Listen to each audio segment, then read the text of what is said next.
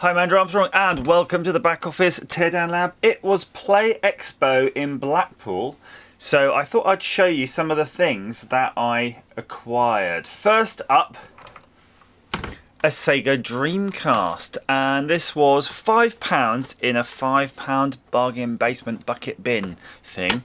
I couldn't resist it because I do have already a working Dreamcast, so that means I can compare side by side, and also gives me the opportunity to try out one of those SD card adapters. So if I get this working and I can fit an SD card adapter, that would be great. But I'd only do it on a broken Dreamcast, of course, because I wouldn't want to take a fully working nice Dreamcast and you know, modding it seems wrong, right?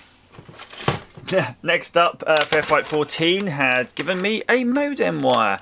They're getting a little bit rare, but I suspect if you need to find one, you can. So that's really useful. I have a US robotics modem. I want to fit a RetroNet in, and that's going to be very cool in keeping it looking stock. Scott's Game Asylum has given me a copy of Bayonetta for the Wii U.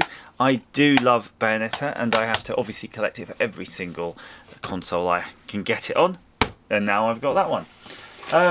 Simon Locke has given me something amazeballs, to be honest with you. Look at this. It's a Neo Geo multiple game cartridge, and it's got 100 games, and I think it's got all the ones you'd want, like, look, Metal Slug 3, 6 and X, at least I can see that. Prehistoric Isle 2, that's always fantastic. I'm going to have to go through the list to really check if it's got... Oh, did I see Neo Turf Masters? Yes, I did. There's Neo Turf Masters right there. So it's already got most of the games I probably want, to be honest. The only thing I need to check on there is if it's got Blazing Star. I'm just actually running through. Blazing Star, there you go.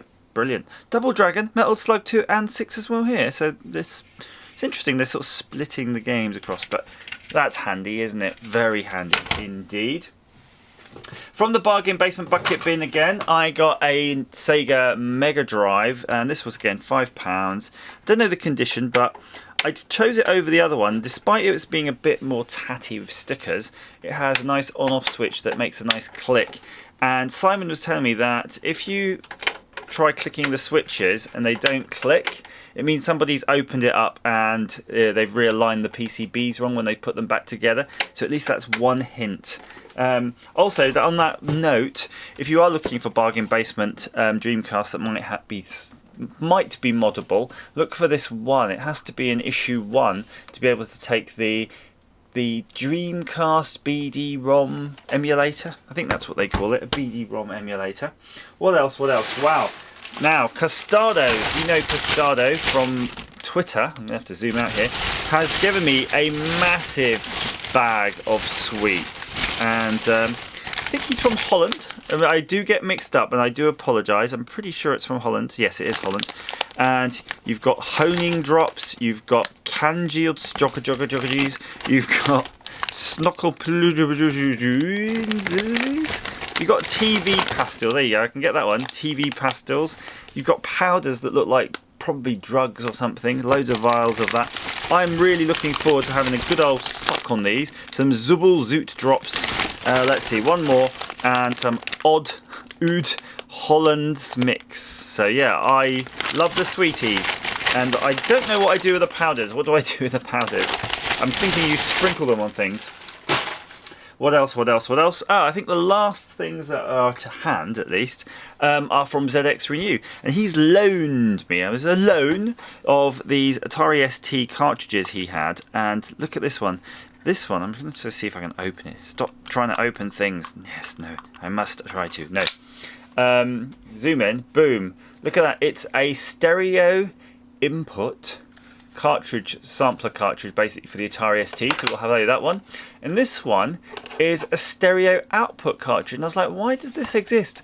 I think this exists because before the Atari STE was created, because I started with an ST, it always had stereo ports, Ataris were mono output on the standard sound, so this would have given you the ability to play groovy sounds out of your sound hole. So that is more or less what I've got. I'm not going to show you the candies again because there's frankly not enough room. But look, that's a good old haul, isn't it? And I'm really blown away by the generosity of people who've handed me stuff, and blown away by the expo. It was really good this year, really good positive vibes. I think there's a new team doing some stuff there, and I did a little thing there with Neil from Retro Man Cave, so have a little Google, maybe I'll put it down below and you can see what we got up to while we were there. But thanks very much, and stay tuned on me playing with these probably.